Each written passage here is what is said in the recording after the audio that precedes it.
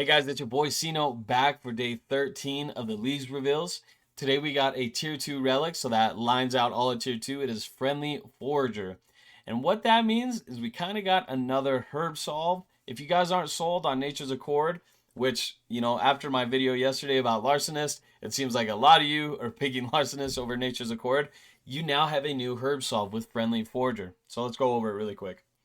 If you take Friendly Forager, you're going to get the Forager's Pouch, and when you're gathering resources from woodcutting, fishing, mining, and hunting, the pouch is going to find and store a random grimy herb. This herb is limited to any Herblore level that you can clean plus 25.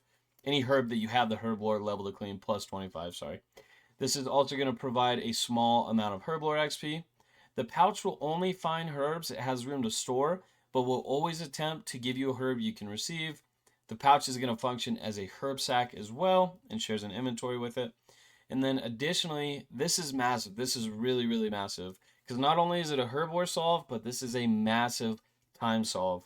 All your items are going to be processed at once, and secondary ingredients have a 90% chance to not be consumed. This stacks additively with other sources, and then your potions are always going to be a 4 dose instead of a 3 dose. So that's really good. One thing that it doesn't say explicitly here, I'll show you guys a little screenshot from the Discord that Jagex Husky said. This is going to count as a silk-lined herb sack. So instead of in the past, when the Forager's Pouch holds 30 of each herb, this is going to hold 100. And I really think that's huge. In the past, I've always felt like 30 of each was not bad by any means, but it would limit the AFK ability a little bit, especially if you keep the pouch lined with certain herbs, so you're only getting new ones. Like, say, for example, you only want Irits and Ranars and Toadflax, maybe. So you keep those 3 at 0, but everything else you had to max out at 30. Now you can only collect 90 herbs, and then you got to go dump it off before you can keep AFKing. So being able to have 100 of each herb, with something like Eternal Harvest, you're going to be able to AFK forever, and you're not going to fill out the whole pouch unless you're only doing a couple herbs. So this is really going to add to your AFK ability of this relic, which is fantastic. We love to see that. And then, like I had already said, this is going to be a massive, massive option for people who didn't want to take Nature's Accord. They can take Friendly Forager if they're okay losing Hotfoot and Woodsman, and that can be a little Herblore solve. So that's really, really nice. You have some options there. You don't have to feel pinned down by Nature's Accord. Like I said, I know a lot of you guys really were hyping up Larcenist yesterday, not really agreeing with my take on it. So that's really cool for you guys. That's really cool to have that option to either solve Herblore through Friendly Forager or Nature's Accord a little further down the line. And then what I really, really, really want to focus on is the time save. The time save is insane. All your items being processed at once. Let's do a little quick math. Let's do a little quick math and see how much time this will save us. All right, so I took some really rudimentary videos here. It's not going to be perfect. The numbers are going to be off a little bit, but I think it will still get the point across. If you're not using Friendly Forager, it's going to take you about 73 seconds to get 14 potions doing one-click secondaries, or 41 seconds doing manual secondaries.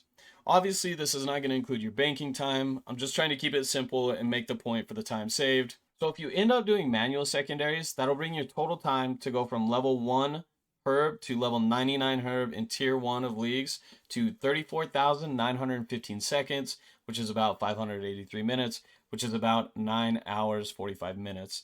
If you do one-click secondaries, that'll bring your total time to 52,149 seconds, or about 869 minutes, or about 14 and a half hours. Now, obviously, I can't test out Friendly Forager because I don't have access to leagues yet, but I'm assuming it's going to take 2 seconds to do your unfinished files, and then 2 seconds to do the completed potion. And on top of that, you won't have to worry about secondaries because with the 90% save rate of the secondaries, you'll only have to make a handful of them, maybe 50 secondaries for all 1,035 inventories of total potions. That will come out to about 4,140 seconds, and that breaks down to about 75 minutes. So you're going to be saving about 14 hours or 9 hours, depending on how you do your secondaries without Friendly Forager, which is huge, huge, huge, huge. I think that might be a little overlooked on Friendly Forager. That is a significant time save that really has to be factored in when you're thinking about taking this relic. All right, so we've talked about everything that it's going to do for you. We've talked about the time save. We've talked about how this is another solve for Herblore. The biggest thing that you're going to have to choose here is it more important than Woodsman? Is it more important than Hotfoot?